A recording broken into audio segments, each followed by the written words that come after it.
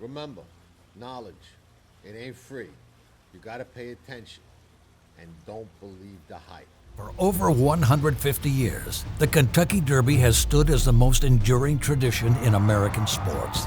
And in our time, one stallion is reshaping its legacy. Back-to-back Derby winners. His first son at stud siring another. A dynasty in motion. A motion that again has forward momentum toward Louisville, with another elite crop of 3-year-olds bearing his genes.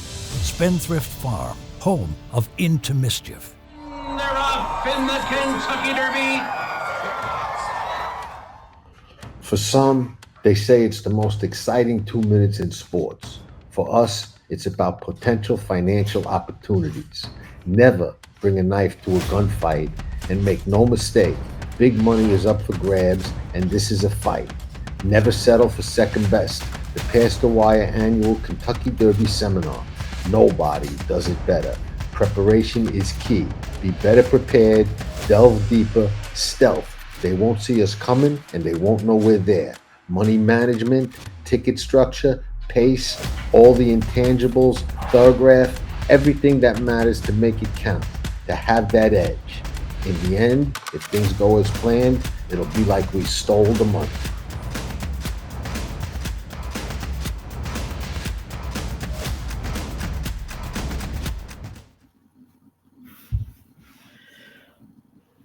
Okay, everybody, here we are. I'm off of vacation now. I was on vacation last week, so that's why there was no show.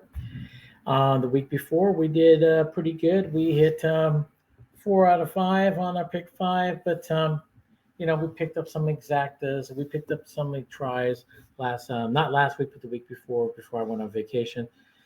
So we did okay, but we only hit 4 out of 5. Now, first, I want to thank Racelins for this show, for all the tools that we have to put this show on. And we're going to try to cover the Arkansas Derby. I'm going to do the pick 5 there. I'm working on the Florida right now. I do have a horse I really like in the Florida Derby. So if you want to get my Florida Derby pick, shoot me an email, charles@thepastthewire.com. I'll give you that card there, and plus I'll give you the rest of the card at Oaklawn, but I'm going to do the pick 5 sequence at Oaklawn. And why I'm wearing this hat right here, Pleasant Acres has their stallion, Neolithic. He has an offspring running in the Florida Derby. The horse ran, I think it was in the Fountain of Youth, I believe it was. The horse ran good, has some speed. The horse is going to have to do the same thing again, kind of get a little lucky on the lead. But look, as a long shot, it's not a bad horse to look at. So you want to check that out. And especially all you breeders out there that have mares in Florida, you might want to check out Pleasant Acres. Their stallion here, just one of many stallions they have, is getting horses to these big, big races for the Kentucky Derby. As you see behind me, this is our main goal right here. So we want to get that and get there. So before we, anything else, if you have any questions about claiming horses, buying horses, anything in between, please shoot me an email. I will answer those questions and I will get back to you as soon as possible. So what we're going to do is we're going to attack this pick 5. I believe we're going to start in the 11th race. That's what I'm going to do. We always try to do 2 races here for the pick 5. And we're going to start in the 11th. Here in the 11th. It's a stakes race for 4-year-olds and up, going a mile and 16th. Let's look at these horses right now. So the 1 horse. This horse, look at this horse last time out. Last time out at Oaklawn Park, ran almost wire to wire, put the head out and back by head, but it broke good, took the lead, never looked back. Pratt was aboard. Pratt's on again. Gotta love that. This horse is going to be the speed. He's going to be the early one. He's the one that probably you're going to have to catch. So with that being said, I think you kind of know where I'm leaning. This is one of my favorite horses. If this horse got a shot to win, you betcha. This horse is probably the one to catch, like I said. Let's look at the angles, Raceland's angles. A horse has a 5 furlong bullet workout within the last 7 days. Like you've always heard me say before, I don't care about the times. I do care how they space out their workouts. So We got to March 22nd. And before that, he did a March 15th. Nice. That's 7 days. And then we went March 8th, pretty much close to it, 7 days. And again, and then he did a March the 1st. So that's 6 days. So a nice pattern, really nice pattern, 6, 7 days, sometimes 8, depending on probably the weather, all that type of stuff. That just shows me the horse has been nice and he's no problems whatsoever. That you keep him on a steady program. Times, once again, I don't care. But that horse did do a fast workout last time out, showing me a little bit more that he's more than ready to rock and roll. Off of Lasix today, you know, the horse ran fine without Lasix, finishing grade 3, second both times. I'm not too scared about that. So Brad Cox and Pratt together, they get 39% plus 27 ROI, return on investment. Gotta love all that. Okay, number 2 horse. Last time out, this horse did some good closing from behind, but this horse is more of a pressure style type of horse. I think this horse needs to be up a little bit closer. The last time out, the horse did come from way behind, but it was on a muddy track. And, you know, he was probably catching a lot of tired horses. So I don't know about that race. If you look at his other races, when he sits real close, like within a couple of lengths, he does pretty good, but that is with cheaper horses. You're in a stakes race now. Even though he was last race was a small stakes, when he was running with this, you know, pressure style, he was running at 50,000 claimers and stuff like that. Can this horse do it? I don't know. I think this horse needs to pick it up a little bit more. I want to see something on that dry track with this type of level of horses. Got the bloodlines. The horse is bred pretty good. Quality road out of a Tappet mare. You got to love that. That's all distance and everything like that. So you're okay with there. You got a 10-1. I would demand a little bit more if you're going to play this horse. But for me, I'm taking a pass. So let's go on to the next horse. The 3 horse here. Look at this horse. Last 3 times have just been knocking on the door, doing a really good job. Yes, it was an allowance, optional claiming of 80 all the time. When he does run in a grade 2, he didn't finish very well the time before that grade 2. He did pretty good. So I think he just had a bad day when he ran pretty bad against Skippy Longstockings, you know. This horse is another one that has to sit very close to the pace. Probably would like to have the lead, but he's not going to get the lead with the number 1 in here. No, I think this one's going to have to sit second. The question is, can he push it as 1 along enough to have a chance?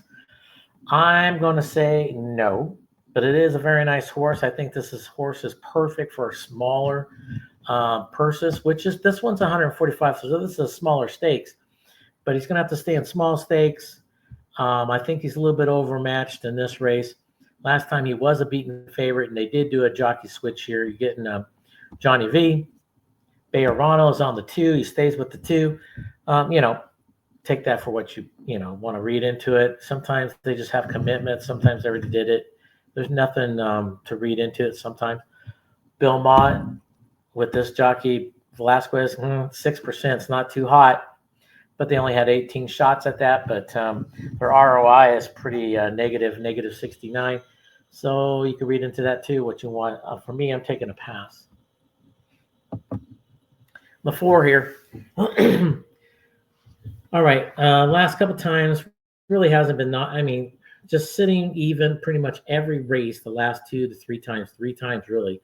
You look at this, grade 3, grade 2, and even an optional claiming, which honestly, he should have he was big favorite. So he should have crushed him or at least shown something better in there. So that one makes me a little shaky on this guy big time.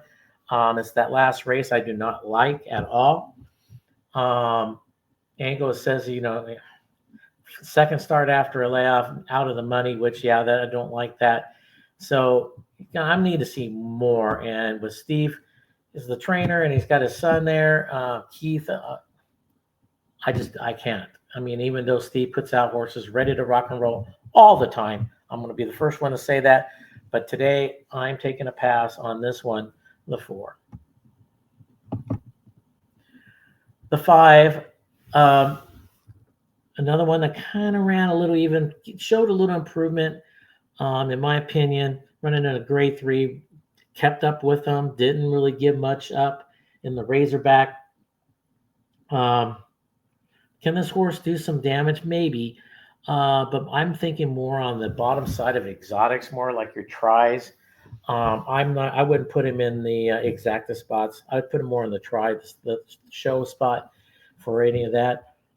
That's how I see this horse. I mean, I think this horse needs a little softer. He's another one that needs just a little bit softer. He does come in at the end pretty late. He's got a nice late pace of 119, the ratings. But other than the bottom side of my exotics, I'm going to take a pass. Now, here's a horse that's been really confusing to me. I thought there was a couple times he could really win big. When he ran last year in the Arkansas Derby, that was the more of the disappointing race, I thought, for me, when he was running before that. If you really look at the way he was running before that, he was running excellent. And then Arkansas Derby, he just doing a clunker big time. So they took a step back with him and everything a little bit. They didn't go on the big races, of the Kentucky Derby Trail. This horse, Brad Cox, Florent, is the jock. He ran him back 2 races back, annihilated him. Of course, that was an optional claimer, which he should have, and he did. So don't fault him because he was an optional claimer. That was more or less probably a workout type of race for him, setting him up for that little small stakes. And now he finished okay in that last race, 3rd, behind some decent horses. So this horse is going to have a major shot, I think, for the exactas. I don't know about for the win. I'm going to say the exacta part 2nd or 3rd. But this horse has definitely got a shot. You got to like this horse. This horse will come from behind. Horse beaten favorite last time, jockey switch. Yeah, Pratt, and you're going to go to Florent. You're okay. His late pace ratings is a 105. Not bad. And we have Cox and Florent. They get 27%, a negative 23% ROI. So it's a little shaky there. But Cox has been very hot the last 30 days. Or 30 races, I should say, plus 31% in the ROI. You got to like that a lot. So I think this horse has got a major play in this. Might have a say, but I still think if you catch the one, you're winning this race 100%. But I think he's better for the place or show bets, if anything. And look, at 10-1, you got to like that. The 7. Another horse that's interesting, kind of wants that lead, pressure type of horse, but this is another one. Now, will he challenge the 1? He probably can a little bit. I just don't know. That'd be he'll be done for, I think. I don't think he needs pressure, but if he pressures the 1, I think the 1 could handle it. So I think this horse is going to have to sit 2nd or 3rd. Pretty close, though, to have a shot at this. But in my opinion, this horse will have a shot at the boards, but more like the show spot. So I think on the bottom side of your exotics is the best play for this horse. 3-1, that's probably not the odds you want on your bottom side of your exotic. The horse has a 5-furlong bullet workout. Once again, you know how I think about that. But, I mean, let's go and look at the let's look at what the workouts are. March 23rd, he worked out the 14th. Okay, that's 9 days, right? Yeah, 9 days. So not bad. I like 6, 7, 8, sometimes 9, but 6, 7, 8 is my favorite pattern. Before the 14th, he had the 7th, so there's your 7th. 7 days, and then it goes all the way back to February the 8th. So he was coming back in February. So he's probably just now getting going. He's probably just now getting a stride. That last workout's probably saying he's ready, but the question is he ready for the big guns here? I'm going to say for a piece of pie, yes, but I don't think for the win. The 8. Another one that's going to have to get to lead if he can, but this horse had broke its maiden 3 races back. Excuse me, I was going to say 2, but Last time out in allowance race, went wire to wire, had his way, totally had his way. They let him cruise at the 6 furlong mark at 113. I mean, they let him cruise. Okay. So he ain't going to be able to cruise here. Torres aboard, which is nice.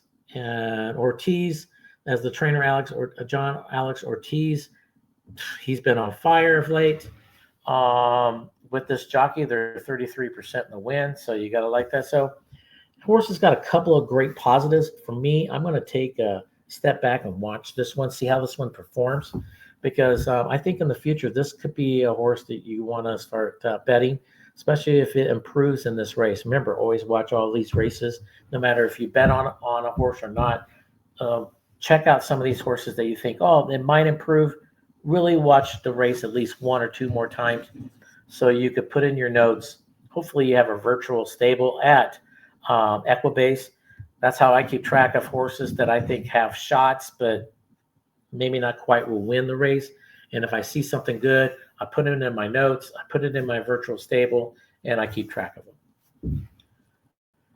Race horse number 9. Now, last time the horse doing a major clunker, but that was at Saratoga. Okay, it's been a while now. But Honor Marie was on that Derby trail. And this trainer, Beckman Whitworth, he gets them ready. Even though that last race, throw that one out when he was in the Travers.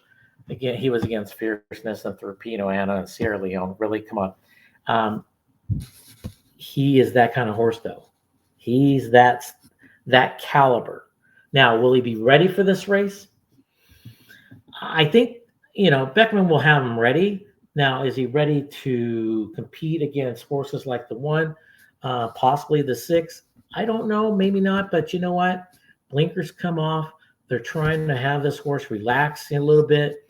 Remember, they put the blinkers on in that Travers, and it did not do that horse anything. That horse got beat up. No blinkers before that. So the horse ran very, very good. And now they're switching to Jose Ortiz. Nice. Even though I do like, Gaffleone and, Florent and all the others. I do like them, but you got Jose, a different jock. The horse is coming back. He's super fresh. Is he too fresh? That's why I have him as my second pick, people, because he might be a little too fresh. But look out for this horse, especially coming down that lane a little bit. He will kick it in. And so maybe 5-1. If you get the 5-1, throw him in the exacta, it might be worth it. The 10. Okay. This horse last time out did very good, closed very good. But this horse is more of a pressure type closer. It has to sit close. This horse was claimed, 4-5 back for 62.5. Probably a pretty good claim if you ask me. 5-year-old. Gun runner out of an old-fashioned mare. The horse is going to do okay. Will this horse do okay in this race? I don't know. I think it's more on the bottom side of the exotics. If anything, if you like them, put them on the bottom side. But for me, I'm going to take a pass. This horse is for the course. I would like to see another one with this horse, but not for me on Saturday against these others. Okay, so now what we're going to do is we'll go to Raceland, see how they project how the race is going to, turn out. Okay.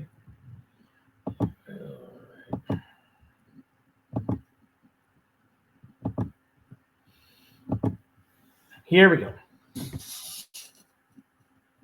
Race 11. They see in the beginning the 1's going to go out in front. That's what I keep on saying. I say, good luck. Good luck catching him. And yeah, there's some horses going to probably challenge him real early. But I think by the time midway through the pack, I think this chart is going to be 100%. He's going to be all alone for sure. Now, who's going to finish second? In my opinion, I think the 1's going to win. They have it at 48% chance. Who's going to finish second? They say the 3. I don't know. They say the 7's third, 6 is fourth, and then the 10 is fifth, and in that order. I kind of like the 9 a little bit. Yes, Anna Marie coming off that nice long layoff, fresh as a daisy. And if this horse doesn't get any trouble and sits close enough where he could pounce on some of these other horses, he could do the trick. Now, the 6, Liberal Arts, is the one that's really probably peaking right about now for him, but I don't know if I don't think this race is setting up for him. I think the 1 is going to go out in front, and that horse is going to have to chase big time. So 6 and the 9 are the 2 I believe has a shot for the exacta, and that's how I see that. And when we go to the next race, you will also see that what we like in the Arkansas Derby.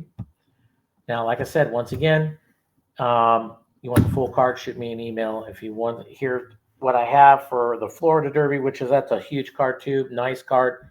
I do have one horse in there I really do like. I want to see how this horse comes out. But here we go. Well, let's hit this Arkansas Derby and try to get another horse. Hopefully, we might have to look out for the Derby. All right, here we go. The 1, Barrington's Baytown. Here's a horse. Last time out in the Rebel, didn't do much. It wasn't very impressive at all. The horse was in a claiming race before that, did win, so it should have done that. I personally think this horse is reaching way too much. Unless there was something, I don't know what happened in that race with that horse. I think even the trainer and owner is probably reaching again. I think this is more of a lower level stakes type of horse until it starts improving. It might turn up at the end, being an excellent racehorse at this level. But going off of that last race, and now you're going to have to start peaking. This is the time you're going to have to start peaking now. You have to peak 100%? No, but you got to see a good pattern of going that way. Do you have to win this race? No, but you got to show something there. So when you get in the Derby, do you have a shot in that race? So I'm going to take a pass on the 1. So now we're going to go to the 2, First Division. Okay, interesting. You got Brian Hernandez and McPeak. Always great combo, as you well know. He had Leparoux in the last 3 races with him. Leparoux is kind of McPeak's second guy, jockey that he uses. Hernandez is number 1, Leparoux is number 2. So I don't see nothing wrong there. The horse has very good talent. Broke its maiden. Pretty close to the pace overall at the end and pulled away. Did good. Won by half a length, but if you watch that race, it was really nice. The last 2 times ran very good, little even, but shows enough to me even. I'm sure it's shown enough to McPeak. That's why he's got him in here, that he deserves a shot at this. Now, do I think he's going to win this race? I personally don't, but I will not be super shocked if he did. I think this horse is on the improvement. Keep an eye on him. Bottom side of all your exotics for sure. Grade 1 round, second or better last time out on the same track. So, yeah, running style does not fit this. I probably kind of agree with that a little bit. He does come from behind a little bit, but I have seen stranger things happen. So for me, I'm going to put it on bottom side of my exotics, and I'm going to watch this horse on the video a couple times after the race, see how this horse did, what kind of trouble, no trouble, whatever. Out of Omaha Beach, out of a street sense, got to love all that. So it's okay, but well, the money, 20-1, you might want to look at that a little bit too. So the number 3, Publisher. Another one here that's been, kind of do good and then bad, do good type of thing. So you look at when he was maiden, he was always boom, boom, boom, right there, right there, right there, right there. Then Steve puts him in at grade 3 in the Southwest. He was still a maiden. He got beat up a little bit on there, finished 7 back. Okay. Steve puts him in another race, another stakes race. He doesn't get beat up this time. This time he shows improvement. Finished 3rd, 3 1/4 back against Coal Battle, which is in this race, Sandman, which is in this race. He improved on this. And Bob Baffert's horse that was in that race pretty much had his way a little bit, and Cole Battle caught him. And, even Sandman was starting to catch him. So he did a really good job, ran very well. You keep Pratt on. Dangerous horse? You betcha this is a dangerous horse. Do I still think he's going to win? I'm going to say no, but I still expect to see improvement in this race with him, because that's what he's doing now. He's now improving. After his first stakes race he improved. I want to see another improvement no matter what. And they're throwing on the blinkers, which means to me they want a little bit more speed maybe, but for sure more focus. He's probably looking around a little bit too much. And if Pratt's staying on, I'm sure Pratt suggested it to Steve maybe, or maybe Steve already knew and he's was playing with that.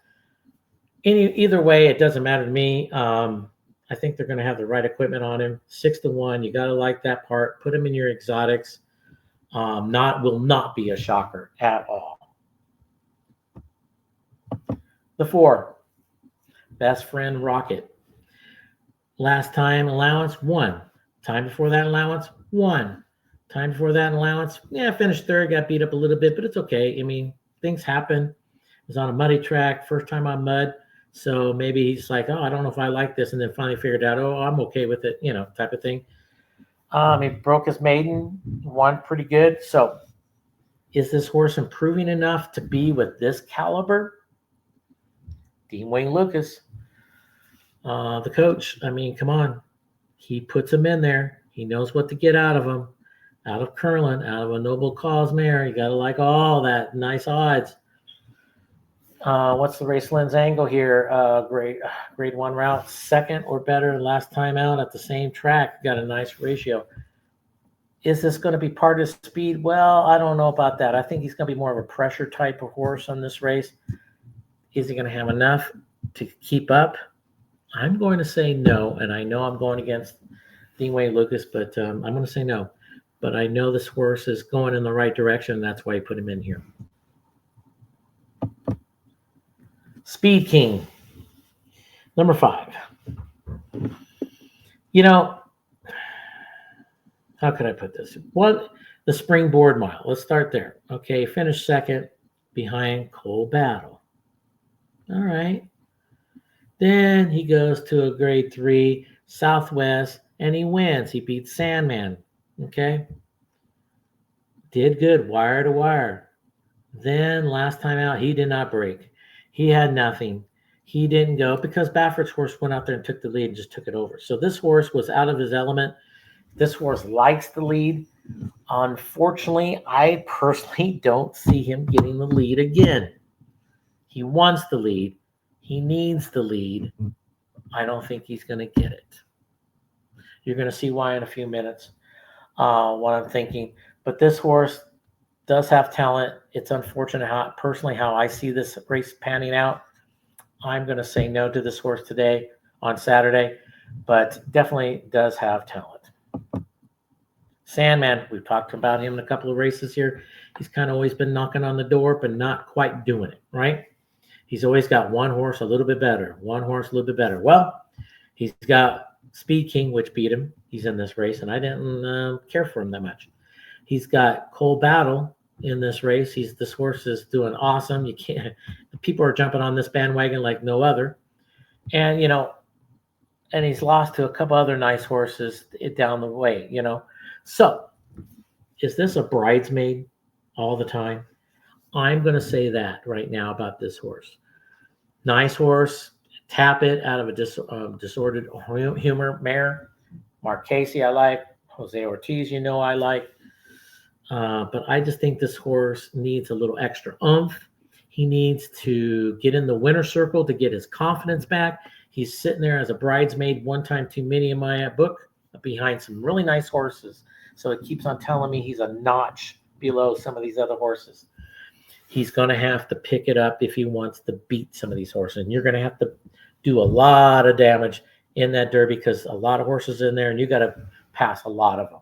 So for me, Sandman, I personally am going to take a seat back on it. I know there's a lot of people out there that likes this horse. I don't want to talk you off of it. The horse is nice, but this horse has got to get out of the bridesmaid curse here every time he meets a good horse. Let's just see what he could do tomorrow or Saturday. Well, that's Magic the 7. What can we say about this horse? Won all the allowance, won a maiden, won allowance race. They put him in a grade 3 in the Southwest. He did okay. Here's the race. We got to see the improvement. That's all. Am I going to see the improvement? I don't know. I personally am not going to take this horse at all. I don't think it'll be a super shock, but it's going to be a shock enough that this horse wins. I want to see improvement on this horse. If this horse improves enough and goes in another race, let's just say the Bluegrass or something like that later on, then this horse might have a shot to get into the Derby. But right now, Saturday, no, not for me. Thanks. Coal battle. Okay, here we go. Everyone's jumping on the bandwagon of coal battle. Come on. You have to admit, you could have disliked this horse. I don't care if it was on its maiden. The horse won its maiden. They put it in the Kentucky Downs mile turf. Remember what I told you about Kentucky Downs? It's either you love it or you hate it. That's it. The horse ran okay overall. He finished 4th. Did a good job. Now, remember what I've always said in that race, sometimes you come back a little flat.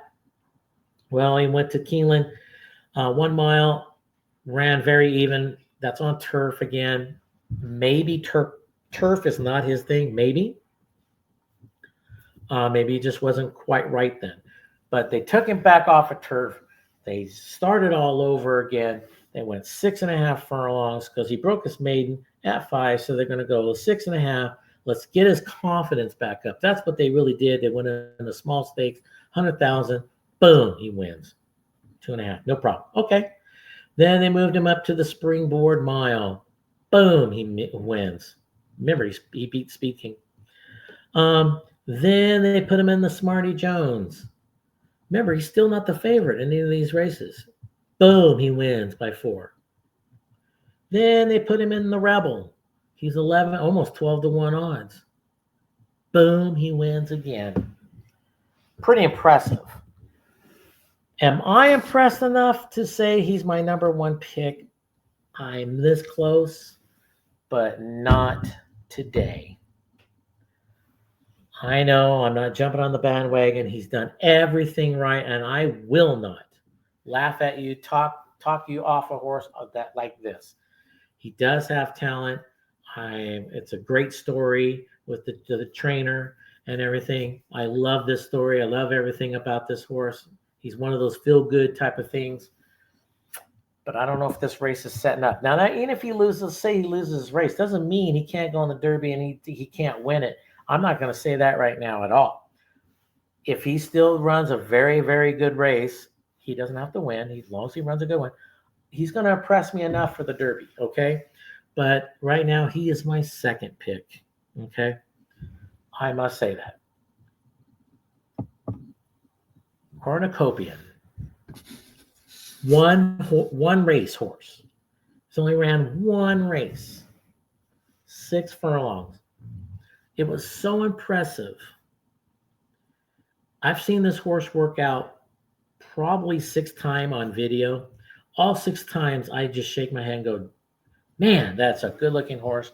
Beautiful stride. He needs more distance. He needs more all this. Then when I saw him run that race, I said the same thing again. He needs more distance. He needs, and John even said that, which John came out and said after that race, that he would go into the Arkansas Derby. I personally thought the horse would probably go to the Santa Anita Derby because that's where Baffert is. But, either way, it doesn't matter. I thought he was going to go into a Derby. John thought the Arkansas, he nailed it right on top of it. I don't see anybody catching this horse. I think he's going to go out to the lead, and I think you're going to have to catch him. You're really going to have to catch him. So if someone's within 2 lengths of him throughout the race, they have a shot. They have a shot. But if he's got more than 2 lengths on everybody, see you later. He's in the winner's circle. You might as well go straight down there, get your picture taken. You might as well count that as your single on your pick 4, pick 6, whatever you're doing, 5. If he has more than 2 lengths, it's see ya. Because all Johnny Velasquez has to do is at the 6th furlong, if he gears him down to 113, it's over, 100% over. Okay.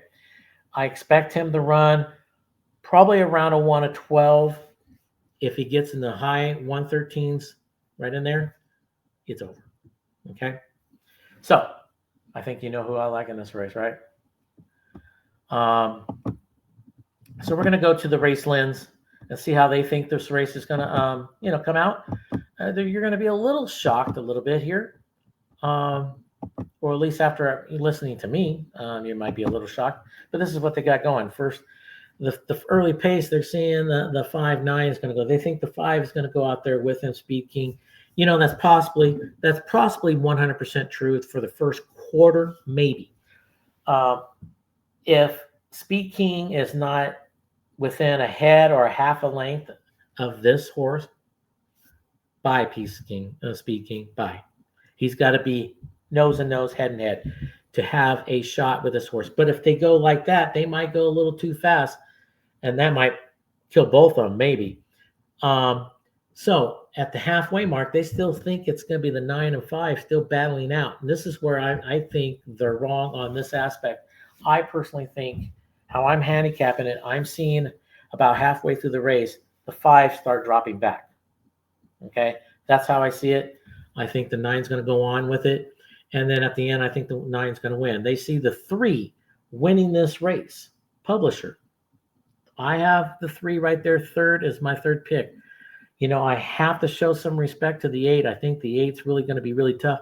I think if the 8's within 4 lengths, maybe 3 lengths of that leader at the halfway point, the 8 will have a shot to win the race, but it's only a shot. More better than having a shot to clean up seconds, more like it. The 3 is my 3rd choice. The 2 is my 4th choice. They don't even have the 2 in there, but they have 3, 9, 6, 8, 5. Here is my adjusted factors. And for Oaklawn, I got speed 5, class 4, form 5, speed distance 4, and then I got jockey trainer both at 3. Then I got the pace at 5, and then I got the trainer at 4, and then everything else, track angles and track additions, all at 3. And that's how I see it. Now let's go and see. Let's get this. Let's see if we could get this pick 5 at Oaklawn. Let's go in there and check it all out.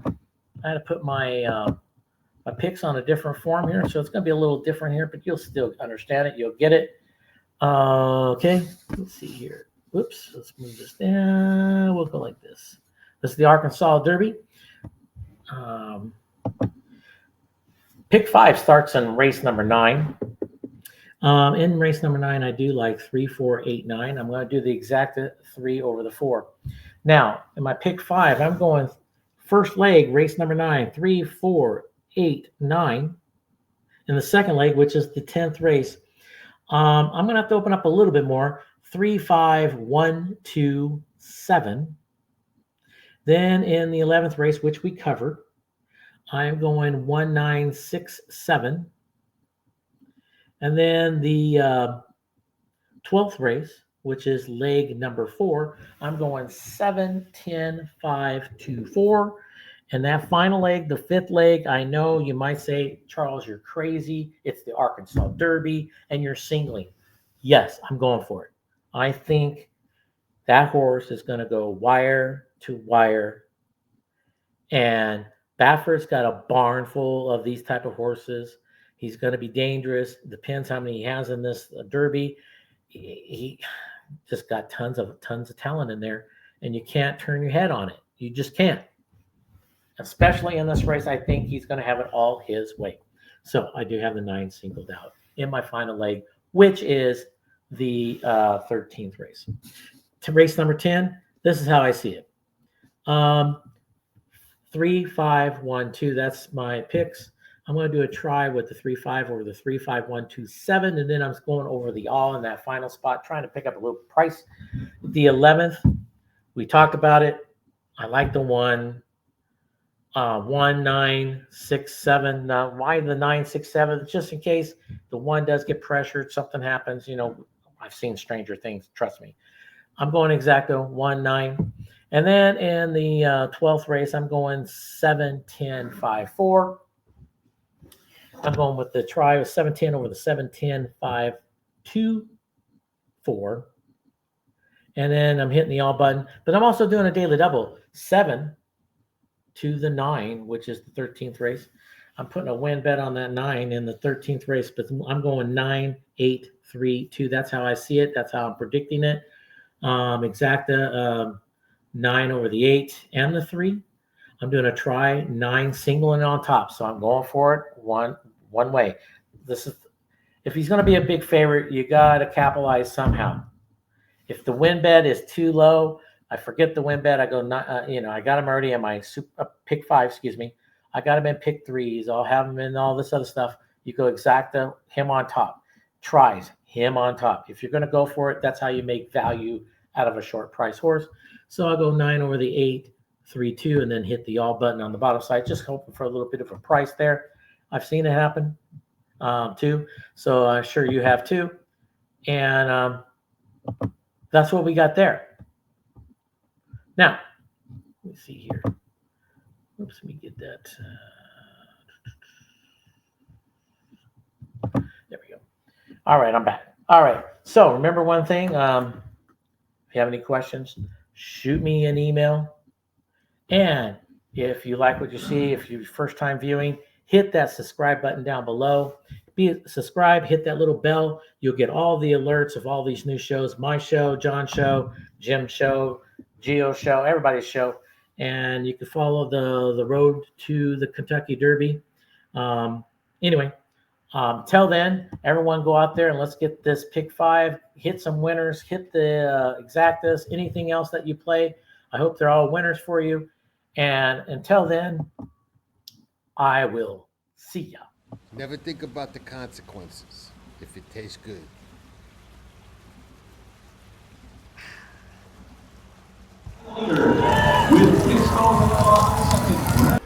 There's a lot of ways to handicap a horse race and a lot of ways to bet on it. But nobody that I know does it like Gio Setti and his full card, precise order handicap. Every horse in the race gets a predicted order of finish like only Gio can do, way beyond a deep dive, available exclusively on select days at Past the Wire.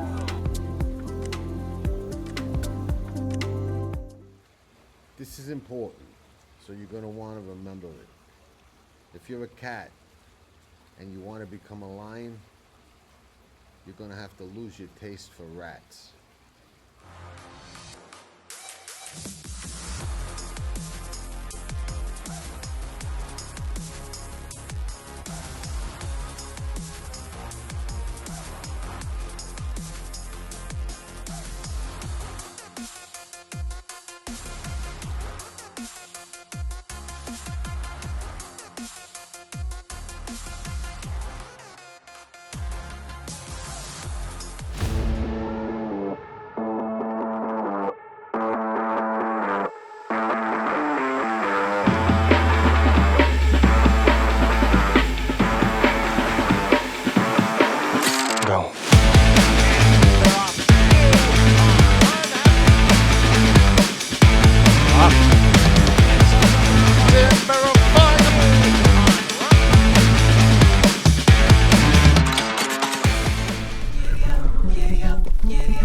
Hey, Sure Bet Coffee.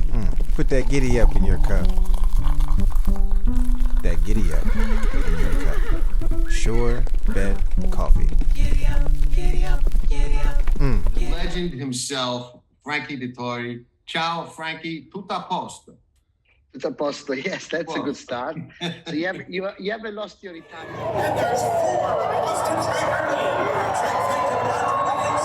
You're watching Past the Wire TV, presented by Am Wager.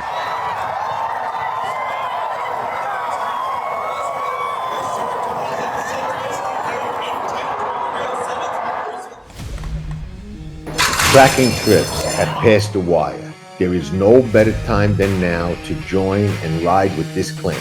We'll be your second set of expert trained eyes.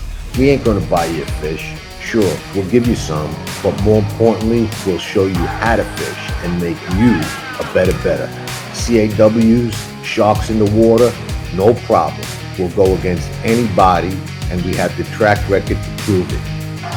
Big days, big pools, and select days all year long. We'll outplay them all. Looking for an ace? You're in the right place. Want to find that diamond? Be with us. Want to know more?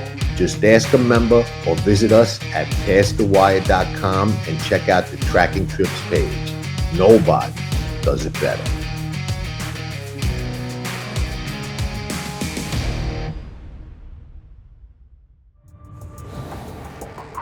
And here's Tama in the final stages.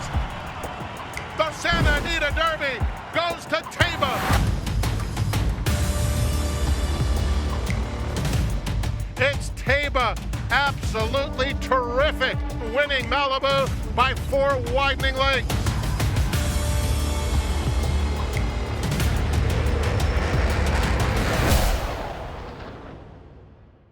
Remember, the older you get, the better you get. Unless you're a banana. It's The Wire TV, your #1 source for horse racing news and interviews, handicapping analysis, betting insights, and more. Past The Wire TV covers the biggest races at the best tracks. Garnet and Luis Saez to win the Belmont Stakes at Saratoga. The Grey Wizard is absolutely flying. Champagne won. The Grey Wizard. Oh, it's very close. Leave it to the judge. Like, share, and subscribe to Past The Wire TV. Nobody does it better. Blood. That makes you related. Loyalty. That makes you family.